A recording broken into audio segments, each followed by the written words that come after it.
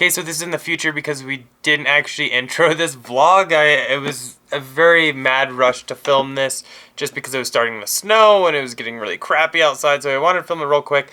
So Scott just got the 2017.50.2 update, so now all three cars were on that.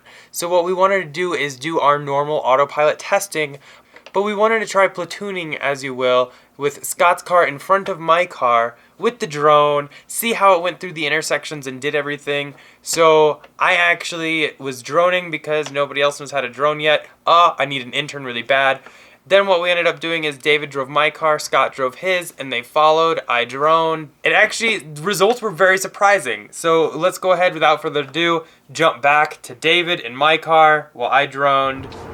Okay, we are trying the autopilot test again in the latest release, 2017.50.2. Eric and I have had it in our cars since Christmas Eve. Scott just got it in his car last night, so he's in the lead. He's just going to try it out for the first time on this intersection, which has been causing us some problems.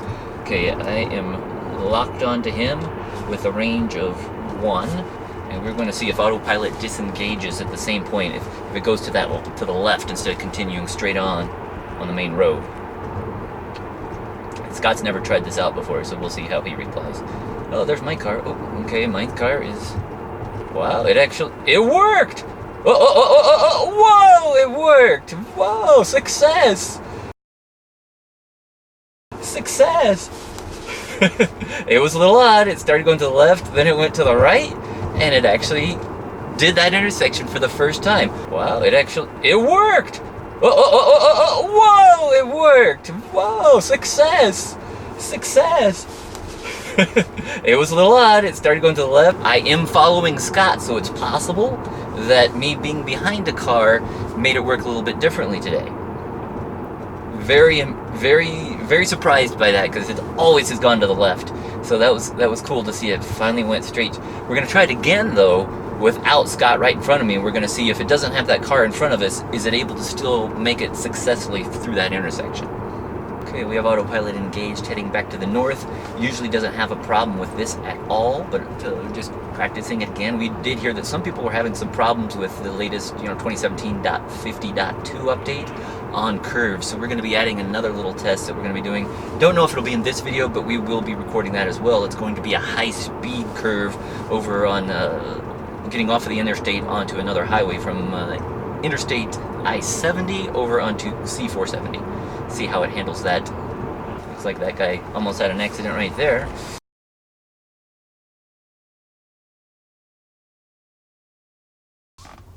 Okay, we are going to be trying this intersection out again, heading south on Highway 93 towards Alameda Road, just west of Red Rocks Park.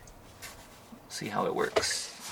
Scott, I was just talking with Scott, and he said that the autopilot didn't work for him in his Autopilot 2.5 car. He actually had to correct it, and I didn't have to, but I think it's because I was following him. My car was probably locked onto him.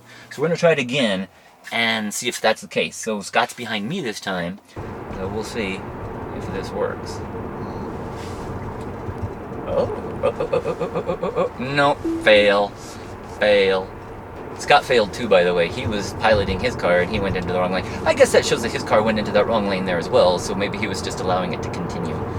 Now we're going to head over to the other location where we have that tight curve, which is about a low speed curve, but it's about 25 miles per hour. We're going to test that one out, see how it works with the new update, and also test it. We're going to be testing both Autopilot 2 and Autopilot 2.5 hardware for the first time. So as you saw there, pretty crazy how we finally got that intersection to work. All we did is David in my car followed Scott in his car, and it worked. The car on the instrument cluster turned blue, which means it was following that car, not so much the lines. I don't know, we'll still play around with it a little bit more, but we do still need to do the test with the navigation on to go straight through that intersection.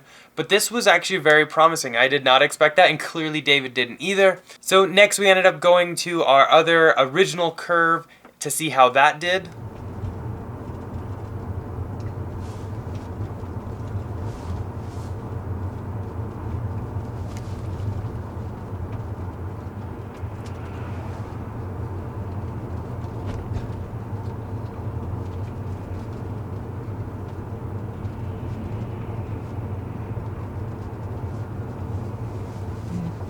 Worked pretty well there.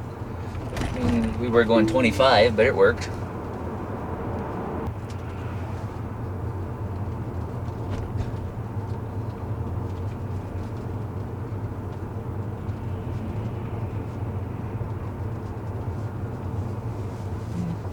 Worked pretty well there.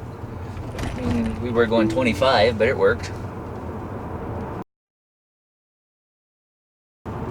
Okay, I've reduced the speed to 30. Usually doesn't have any problem going this direction.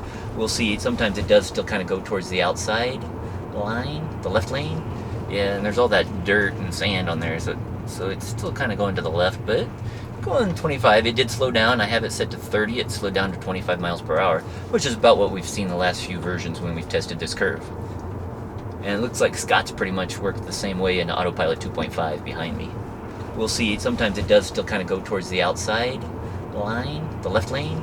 Yeah, and there's all that dirt and sand on there, so it's still kind of going to the left, but going 25. It did slow down. I have it set to 30. It slowed down to 25 miles per hour, which is about what we've seen the last few versions when we've tested this curve. And it looks like Scott's pretty much worked the same way in Autopilot 2.5 behind me. 5 minutes later. Oh wait, here's Eric coming by. Oh, check it out. Ooh, nice car.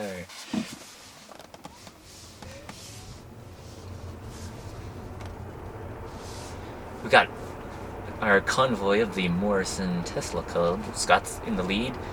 Eric's driving my car, and I'm driving Eric's car. So as you can see, it kind of performed as it always has. It was really great to see that we could actually get Autopilot to go through that one intersection with 3 ways, left, straight, or right, by just following the car in front of us. We did have to set the track down to 1 car length or 1 distance away from the car in front of us. Not something I would recommend doing all the time, because that really does put you very, very close to the car. And if there's any issue, stopping, braking, all that could be inhibited. But that's basically it for this one. Hopefully you guys enjoyed it. If you are looking for a Tesla though, definitely check out teslainventory.com. It's our website that we basically break down all of Tesla's available CPO and inventory, as well as list some extra cars. Video on that coming soon. And if you are looking for a new or inventory model, feel free to use our referral code. It's down in the description below or at the top of our website. Doing so will actually get you free unlimited supercharging and help us get qualified for certain reward prizes, which is pretty much how we get to all these cool events and be able to take you guys along kind of through our live streams and everything. And we are gunning for that next gen Roadster, so if you do use our code, definitely reach out to me through the website via email.